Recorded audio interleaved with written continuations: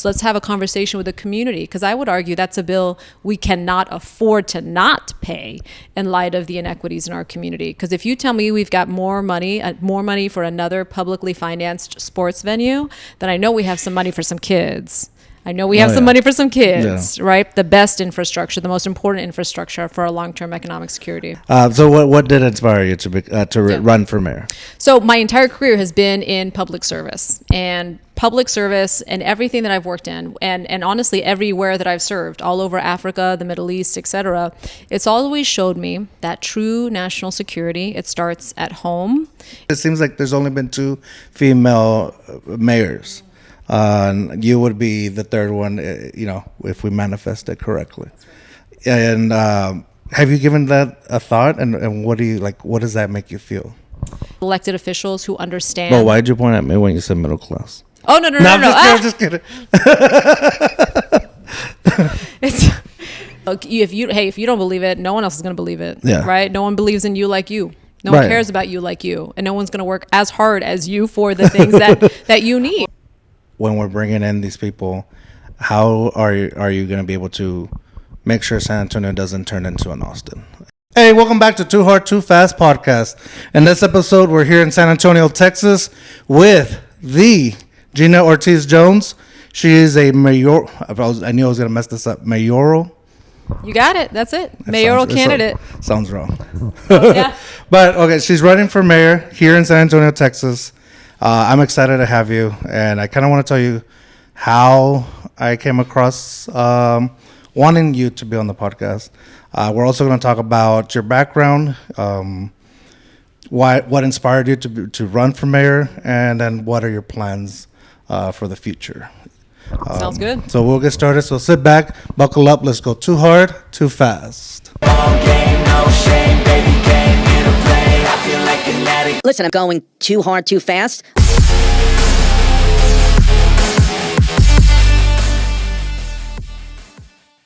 When I decided to reach out to you, because it really was, I saw your signs, and usually when I see people's signs, I'll kind of make fun of the picture. That's just my normal routine. But your sign kind of just spoke to me. Like, okay. I didn't know anything about you. Okay. For some reason, I was just like, there's something about her, about this sign. So I looked you up, and I just saw you everywhere after that. Kind of like you have been around the community. So I got, first question is usually the San Antonio question. What high school did you go to? But you're very open that you've gone to John Jay. Very proud. Not only did I go to John Jay, and it's funny because when I meet people of you can tell a certain generation where they're like, oh, you went to the science academy, the science and engineering academy. I was like, no. I went to regular John Jay High School, right? And I'm very proud of that, especially today, not just that I go to public school, all public school, Adams Hill Elementary School, Adams Hill Elementary, Pease Middle School, John Jay High School. Those are all Title I schools, right? Some of the most underserved, underfunded. So it's really important that not only are we thinking about education in the local community, but making sure that we're fighting and making sure that we've got federal investment, federal oversight to ensure that all the kids in our community have a fair shot. What was it like for you growing up in San Antonio, especially going to Title I schools? Was it tougher? I'm from a small town, so I'm not originally from San Antonio. I'm from Eagle Pass, Texas. Oh, Eagle Pass. Yes. Mavericks. Yeah. Yes. Maverick County. Yes. Yeah. And I hated playing John Jay when we played football. So, we were gonna get beat up. Yeah, that's right. That's right.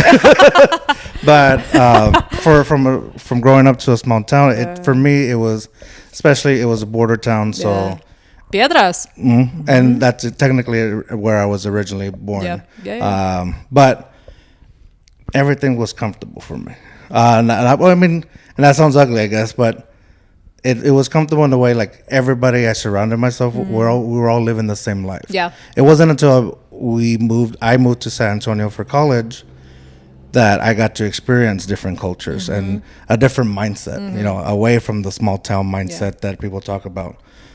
So I really did, it expanded my reach. No, not my reach, but my perspective on things. That's but right. how was it for you growing up here in San Antonio? Yeah. going to these type of schools who some may say are a little more tougher. A little, yeah. I'm not from here, so I don't know. Yeah, no, I mean, look, John Jay is a wonder, like the far west side, right? Far west side community. I'm very proud because I think what it does is really show what is possible when a community invests in people, when a country invests in people. My family story really starts though when my mom came to this country over 40 years ago, right? My mom graduated from the #1 university in the Philippines, but she wanted a shot at the American dream, right? People sometimes forget just how special our country is, and it really is kind of for everybody their goal, right? They're like, if I'm ready to work hard, the sky's the limit in that country, and that's really what motivated my mom to come here. And she said, even if I go there as a domestic helper, which was the opportunity at the time, if I'm willing to work hard, sky's the limit. And so she just reminded my sister and I every single day that we were lucky, not smart. We were lucky to have been born here, and we better give back. And so I was very, thankful to serve in the Air Force in a number of ways. And my sister serves in the Navy to this day. But it wasn't always easy, right? Reduced lunch, subsidized housing, those were investments, not handouts, investments, right? That allowed me to earn a 4-year Air Force ROTC scholarship from John Jay High School to Boston University. This is a real San Antonio thing though, and I'll share it. I remember getting to Boston University, and I was in the ROTC program, and one of the other cadets was from San Antonio. And so she asked the San Antonio question, and she said, she went to a private Catholic school, and then she asked, where did you go? And I told her, I said, John Jay. She was like, oh. And I was like, we're here now, ain't we? yeah. We are here now. And oh, by the way, there were 30 people in my class, in my ROTC class, and only 2 of us came with a 4-year Air Force ROTC scholarship. And so my mom always just reminded me, like, it doesn't matter how you got there, you are there. Yeah. Now make the most of it. Right. And if somebody has a problem with where you went to high school, it sounds like they have a problem, not you. No, right? yeah, so make the best of it. And the other thing that was really formative for me though at Boston University is I had to sign a piece of, even before my first day of class, Jorge, I had to sign a piece of paper that said I will not engage in homosexual behavior, because don't ask, don't tell. That was the policy at the time. Was that standard for everybody? So it was the policy at the time. So that means you can serve in the military, but you just can't be open about being gay, right? So I knew what that meant, right? I mean, my opportunity to get an education, right? Because again, I was only there on a scholarship. My mom was a teacher. There's not a lot of money for a rainy day, much less this school where tuition is like $32,000 a year at the time, right? My opportunity to get an education, my opportunity to serve our country, my opportunity to die for our country, Jorge, all that goes away just because at the time we didn't have enough leaders saying, with the courage to say anybody ready and willing to serve their country should have the opportunity to do so. And so, you better believe 20 some odd years later, when I was honored to be nominated by the President Biden, and then confirmed by the Senate to serve as the #2 person over the Air Force and the Space Force, I challenged myself to be the leader that I wish I would have had, right? As that young cadet, that young officer.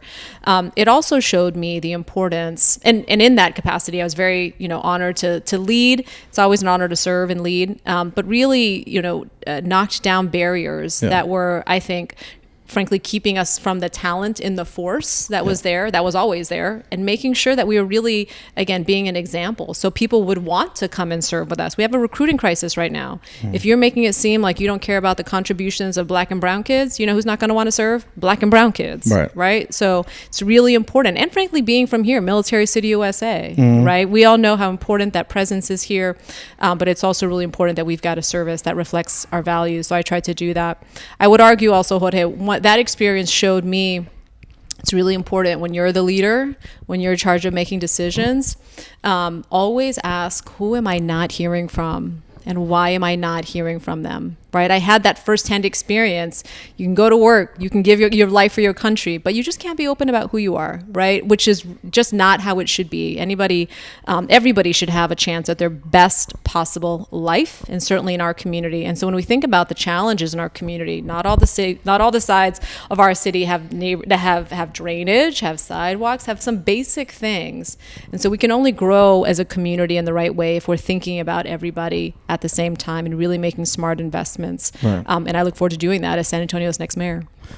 I would like that a lot. But One vote. Thank you, Jorge. no. But here's the like. You mentioned that, you couldn't be yourself, and you would like to challenge that.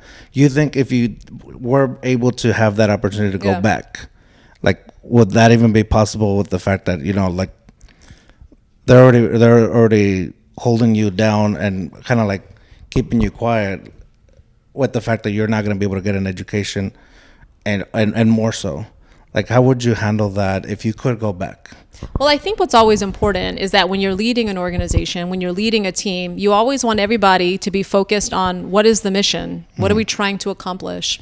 And, when people have to always be looking over their shoulder or worried or like, oh man, can they tell I'm gay, right? Like when people are scared to be who they are and they are thinking about getting in trouble or in any way, the consequences of being themselves, then that means they're not focused on mission, right? And if we're in war, if we're doing anything that has to do with national security, you want people focused on mission.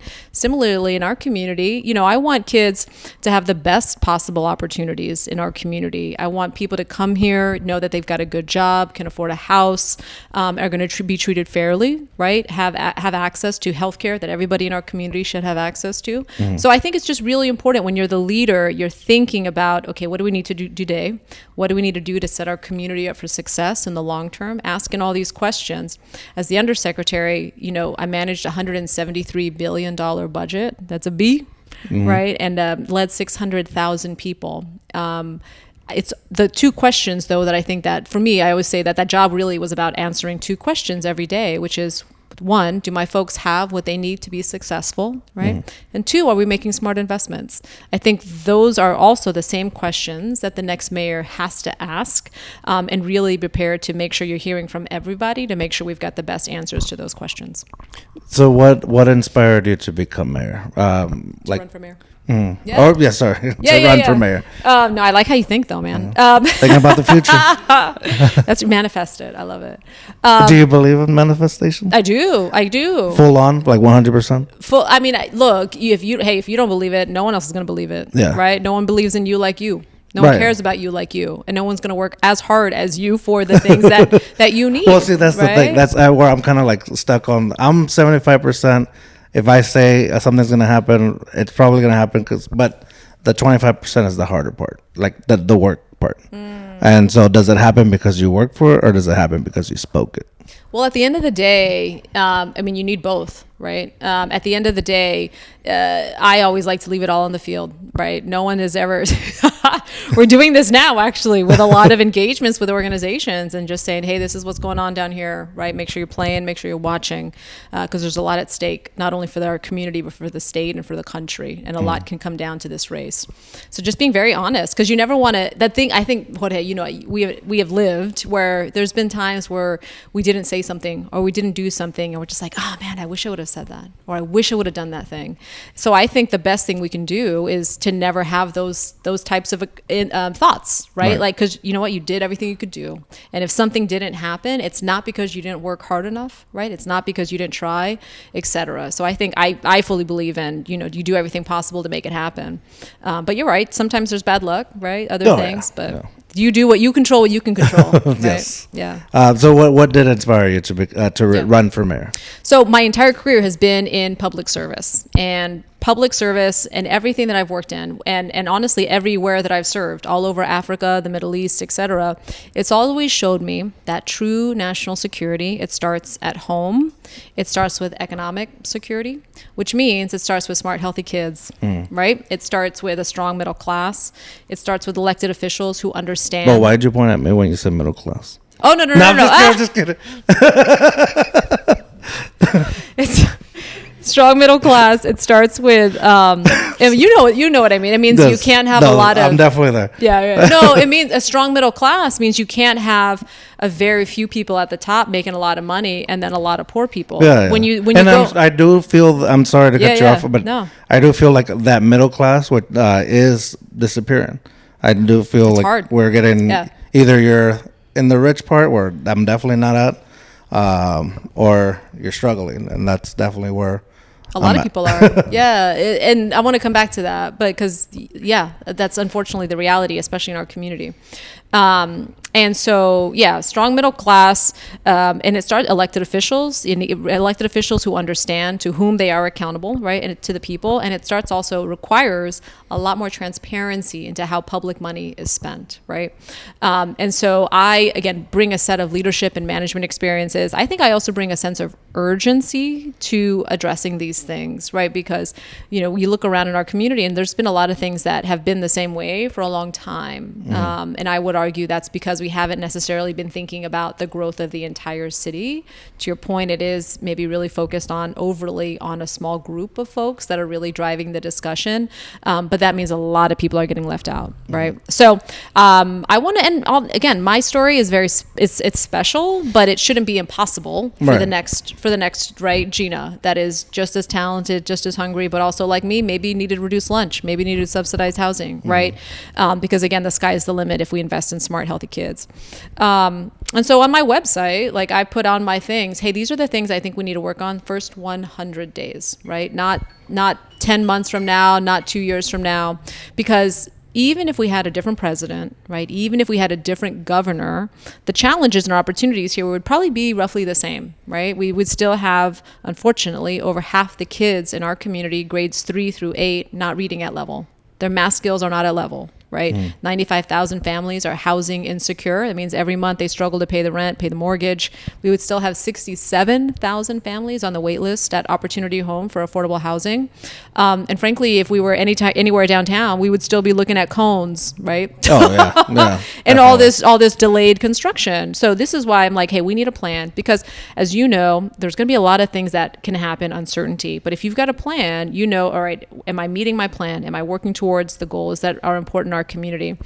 So first 100 days, everything from bringing, again, how can we go faster on housing projects, affordable housing projects? How can we, those schools that are recently closed, unfortunately, I mean, as those communities are depopulating, right? How can we quickly transition those to pre-K for SA or for childcare? But a number of things on there that, again, some of it also just allows us to have some of that really important data so we can have a better discussion about making smart investments. One in particular, I want to make sure I highlight, because I think it's so critical to building and strengthening this middle class in our community, is pre-K for SA, right? This is that program that again prepares our young kids for kindergarten, and lots of literature that shows if you want to invest in people and get the highest rate of return, you have to do it early, right? So right now it's a program. It exists. It started under Julian Castro. We only meet a fraction of the need, though. For me, though, if we know that's where we get the biggest bang for our buck, why not put more money there? So first 100 days, hey, show me how many kids, how much talent are we leaving on the table as a result of not fully meeting the need in our community for pre-K, right? Show me how many kids. And then 2, show me the bill. What is the bill? So let's have a conversation with the community, because I would argue that's a bill we cannot afford to not pay in light of the inequities in our community. Because if you tell me we've got more money for another publicly financed sports venue, then I know we have some money for some kids. I know we have some money for some kids, right? The best infrastructure, the most important infrastructure for our long-term economic security. How would you be able to focus that money towards the kids versus a new venue downtown? And especially when there's a lot of people that you have to get through to make sure that happens, because I know there's a lot of people that are pushing in that direction. I don't think it's an or, right? I think it could be an and, right? I always like to get to and, right? It's not with this or that. It's how can we think about this in the context of this, right? Because this is a generational opportunity. So why can't we think about that in terms of our generational challenges, right? And frankly, look, if there was a deal in which, the folks that may profit from some of the major investors as it relates to Project Marvel, if there's a way in which we can fully fund pre-K for SA from now to eternity, right? Call them Coyote kids. I don't care, right? Right? I mean, let's just meet the needs that we've got in our community. On Project Marvel, though, I think it's really important we get some of our basic questions answered, right? How much it's going to cost, who's going to pay, and what's the benefit to the community. Those are still outstanding at this point. So I look forward to that, though. But I'm not against development, but we've got some real challenges, and we want to make sure we're thinking about all these things at the same time. I was gonna save the Project Marvel to the very end of the podcast, but for one, I have a really hard time with that name because I actually like Marvel, and but I don't. I'm not. I can't stand behind this idea.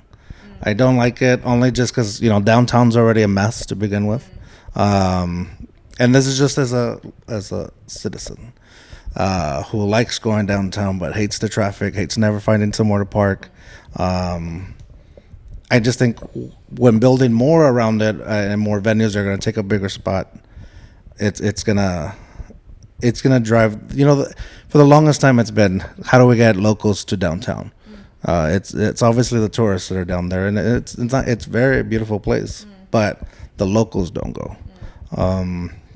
That's not just a traffic thing, though. That's a cost thing. It's expensive. It's expensive just to park down there, right? And so when I'm also thinking about these investments, I want to make sure, to your point, how can all of San Antonio benefit from this? Because you're right. I mean, the average San Antonio family, they're going to go to 1, maybe 2 Spurs games in a whole season. Those tickets are expensive, right? And so let's make sure that when we're making this investment, we're thinking about the whole community and really the long-term vision for our city. I think it's also important you're right. The parking, the congestion, all those other things we also need some answers for. I would argue, though, really thinking about how it benefits the whole city is important. Yeah, like who's going to really benefit from the money that's going to bring it? Because that's what's always talked about. It's going to bring a lot of money for San Antonio. Who's going to get it? Like, is it going to go to the schools that you're talking about, the students, or is it just going to go into somebody else's? Well, that's why it's important we have a really strong person driving the negotiations and being really transparent. Okay, because there's lots of promises that have been made, not just right now, but over history, right? So if you look at the history of the Alamo Dome, this was Mayor Cisneros's project, and the deal, the promise that he said was, hey, let's use public money to build the Alamo Dome, and that'll make us competitive for an NFL football team. The Brahmas are cool, Jorge. That's not an NFL football team, no, right? Nelson Wolf, he shared on another podcast. You have to get him on your podcast too. But he shared, get him. He shared that the deal that he negotiated with the Spurs at the time was that in exchange for public money for the AT&T Center, that 20% of Spurs profits every year would come back. He said, "Ask me how much we got over 20 years." How much? 0. Is that the camera? 0, right? So on top of that, when you leave the Frost Center, you're still looking at Coca-Cola distribution trucks. Because I went to Tommy Calvert's town hall that he had with folks. This was the second one. Because people, were rightly pissed off that, okay, so what about all the development that you promised us, right? Like, where is that? And now you're leaving.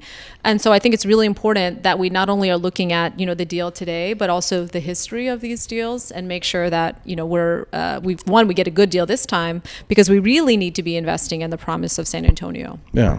So mentioning a little bit of history, I did some research on the mayors of San Antonio, and I could be wrong. Too hard, too fast. We don't check facts. Somebody else can in the comments. It's quite a luxury there, Jorge. I live by it. So, but in my research, it seems like there's only been 2 female mayors. You would be the third one, if we manifest it correctly. And have you given that a thought? And what do you like? What does that make you feel?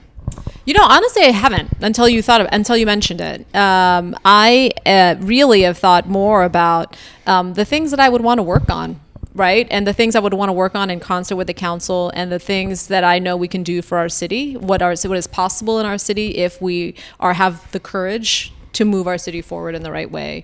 But I have learned, in a lot in my life that it really comes down to leadership. It really comes down to who is driving that discussion, who's not going to accept no for an answer.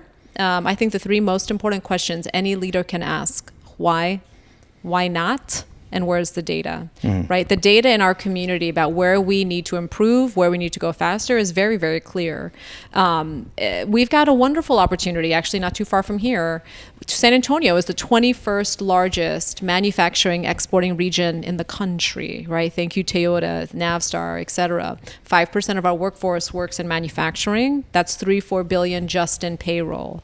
So I would want, hey, San Antonio Manufacturing Association, South Texas Business Partnership, all the chambers, hey, show me the plan. How do we go from 21 to 17 to 13 to 12, right?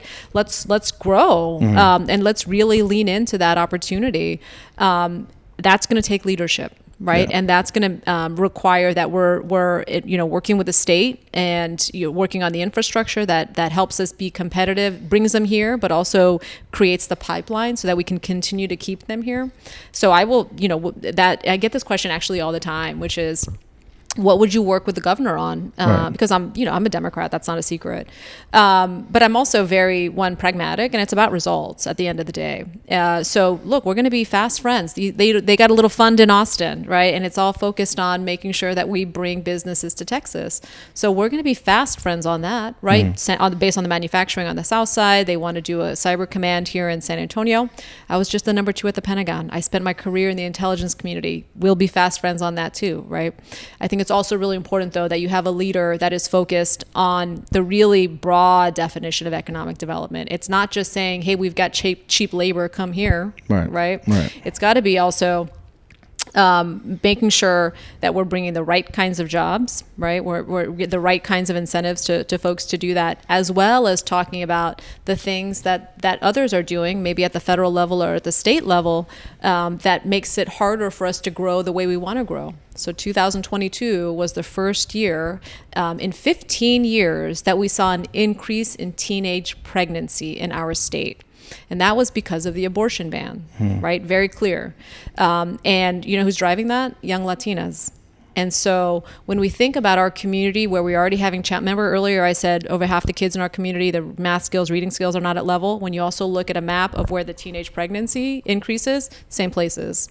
So these are also economic issues. They're frankly civil rights and human rights issues when people don't have access to basic health care, by the way. But those are the things that we have to deal with at the local level, even if the federal and state have a different vision of that or different perception of that. But I think we really need a mayor that's going to equally focus and have the courage to equally focus on those things. How do you think it would be? How do you think you can divide your focus from the local issues that you have to take care of, especially in your 100 days? A lot of it already seems hard enough. Part of it though, it's not hard. I mean, because it literally is. Some of those are like, somebody on my staff is gonna send an email because really it's like, hey, this is what I'm looking at. How can we go faster? And now city staff help us understand how can we go faster. One of those things you're probably talking about, those housing projects that are 70 to 100% affordable, right? And we can make sure we get the right definition of affordable so it really is affordable in our community. 2, that co-locate childcare. And then 3, that help us meet our transit-oriented objectives. How can we go faster on those things? So city staff, tell me, you know what I mean? If we can figure out these other projects very quickly, then I know we can figure some of these things out as well. I think it's also really important as a leader, though, that we're focused on solutions that are as reflective as the way people are experiencing the challenge, right? Because most people, they don't only have a housing problem or only have a childcare challenge or only have a transit problem, right? They normally have all 3 of those at the same time. So how can we, again, also be thoughtful? So it tells people, hey, we heard you, right? This is how we're trying to go faster. But what it also does, Jorge, is it tells the investors and the developers, these are the projects that are going to get our attention, right? And oh, by the way, tee these up for us. Yeah. So what I was kind of thinking when you mentioned Austin is that I love Austin. I grew up a lot in Austin. All my summers were there because of family. I love it now to visit. Yeah. I love San Antonio and would like not to have to leave San Antonio. When we're bringing in these people, how are you going to be able to make sure San Antonio doesn't turn into an Austin, to where it's pushing out the locals that have been there forever, and just bringing in companies that eventually are going to leave and then leave Austin in disrepair. I said this very early on, which is we cannot have a downtown like Austin where you essentially have to be a millionaire to live down there, right? And I think as I talk to folks, San Antonio is really where Austin was like 15 years ago, right? So we have the benefit, to your point, of learning the lessons of the ways in which Austin didn't get it right. They went very fast, and sometimes that is hard to grapple with. Some say too hard, too fast. Nice. I see what you did there. But we have, again, the benefit to learn from them. And so one of the people I had a conversation with, they're in charge, it's called Centro. And there's the Central Business District. And and it's important for me. I always want to see, hey, what's the plan, right? What are the goals? What are the objectives? But then what is the plan to meet those things? Because when we think about those goals, then we can say, okay, well, if we want, for example, their goal is they want to have 25,000 people living downtown. Right now, there's about 12,500. So we need more housing. But it's going to take a strong leader that says, okay, the next housing, we can't do all luxury first, right? And then all luxury minus a couple thousand next. And you know what I mean? And then we never get to the housing that is for the valet that works at the, at the hotel, or the nurse that works at the hospital, right? We really... And since we're throwing out luxury, I will say right now, we have apartments that slap that name on themselves and they're trashy. They cost so much money to live in, and the amenities are basic. So I think a lot of people are using that as a little, little side loop, little business deal. So I do want to. I think that's also part of the problem, but. I mean, I think when I think about the challenge, I want to make sure there's enough housing that people can afford, right? All people, right? Whether, again, you work at the hospital, you're a valet at the hotel, et cetera. Like, we need all of that. Not everybody should, if they want to buy a home, not everybody should have to live in almost Medina County, right? Like, that's not right. So we've got to be thoughtful about, how much at what time. Because again, this is a great opportunity to really make sure we're balancing all of these interests. Because there's lots of data that shows that economic integration is really important for communities. And in our city, we're the most economically segregated big city. We have the highest rate of poverty of the top 25 cities. So it really is going to take somebody that is asking these tough questions. It's funny because they're not even that tough, but you've just got to be like repetitive and courageous. Like, where's the data? Where's the data? Consistent, where's the data? Right? Because you don't tell me at the end of it that we're like, oh, we forgot to build these homes for people that make under 40K. Wait, what? Why? Right? That we can't get there. We can't get there.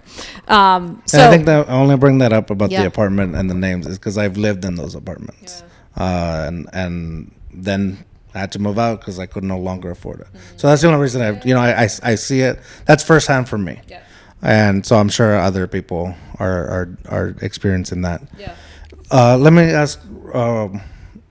Let me say this first. When I asked you about the, being possibly the third female mayor, I do want to compliment your answer because I in my head, I didn't even think about it that way. In my head, I'm thinking, wow, that's like awesome. But your answer was very selfless, and to me, where I'm thinking like, oh, I want to be the first this, or I want to be at least a handful of this. So I think that's definitely something we need in a mayor, that somebody that's thinking outside of just themselves. Because because I was, and that's why I won't be a mayor. But the other question that I had, and I was going to follow up with, is that if becoming mayor, like what you think your life would change into, like what would your life change to, like, and how would you deal with that? But I kind of feel like you already know your answer. So more so now I'm thinking, how do you deal with criticism? How would you deal with criticism? So I was raised by a Filipino woman. My best friend in high school was Filipino. And a single mom at that, right? So like she didn't really have a lot of time for bullshit. Nice. And she let us know that. Yes. So I mean, one, again, we were lucky to be born here. So we were just, even little things, honestly. We would go, and this is when my grandmother lived with us, but we would go, because, so for folks that don't know the history, right, the Philippines, their number one export is people. right? Because that's when when people aren't investing in bringing businesses to the country, like you got to export your people. So a lot of nurses, domestic helpers, etc. And so I know that my trajectory. I've got cousins that are literally domestic helpers in the Middle East, right? But I know our parents were like just as smart. Had different opportunities or took different opportunities at different points. So, but my grandmother always just reminded us how lucky we were. Even getting ice cream, even when we were so my mom was working several jobs at the time.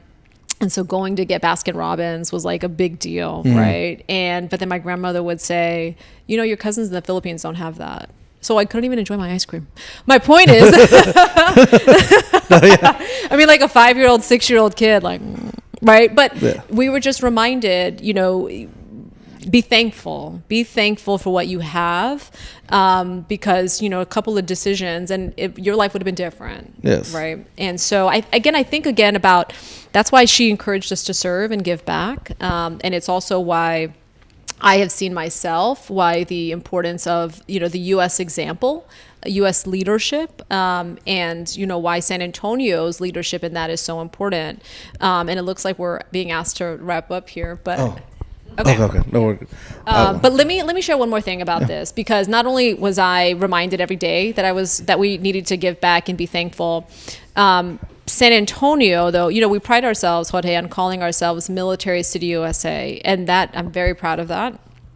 It's very different. I mean, having lived in other places, they don't have that same appreciation for the military like we do, right? But San Antonio, we also send a lot of kids to serve in the military, like a high percentage. And I saw this at the Pentagon, and especially because we're having a recruiting crisis right now.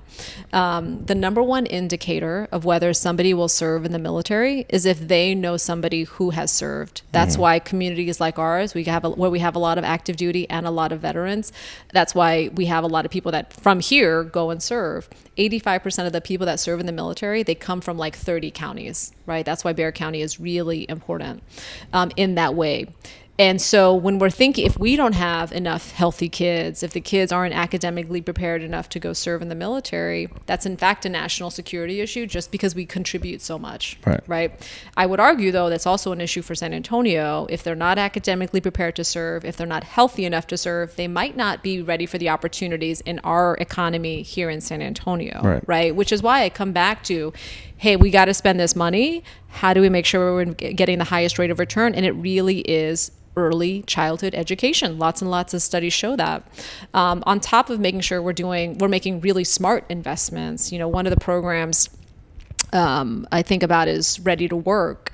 Ready to Work is a program that is a great example of where San Antonio's heart always in the right place, right? Sometimes the data is very clear about we need to do this a little bit differently. Again, right? Why not? Where's the data? Because we took money from something else to pay for this. No. And so the program, it started during COVID, and it was like, hey, let's help our folks have better skills so they can make more money. That's literally the point of the program, which is great. The data, though, shows that of the less than 2,000 folks that have gone through the program, less than 25% of them still are not in an approved job 12 months after finishing the program. We lose a lot of those graduates to Houston because Houston pays more. And we now, as a result of that, are also subsidizing some of these multi-million-dollar corporations to be able to take advantage of their numbers. Be like, hey, we give you these money. Let's be able to count your numbers in our program. That's not how the program was sold. So I think the metric should be 90% of people in an approved job within 90 days. That means we're training people to a need in our community, because these folks, they should be walking into jobs, right? Otherwise, what are we training them for? Because I always think about my own experience. I went to John Jay High School in the far west side. I know exactly the kinds of communities that this program would be very helpful to if it was working well. Because the worst thing, what you don't want is you don't want somebody from my neighborhood going through the program 12 months still don't have a job. They're going to go tell all their buddies, hey, don't do that. Yeah. I don't have a job yet. Don't do it. It's not worth it. Right? And that's the worst kind of advertising. So it really takes that, I think, that level of attention to detail to make sure we're making smart investments and things are working like we said they would. Agreed. Well, we'll go to our final question. It's always a too hard, too fast story funny story, cautionary tale, or words of wisdom. Whatever. Words of you wisdom, feel. always. Whenever somebody asks me, what's your advice? A couple things. One, work hard.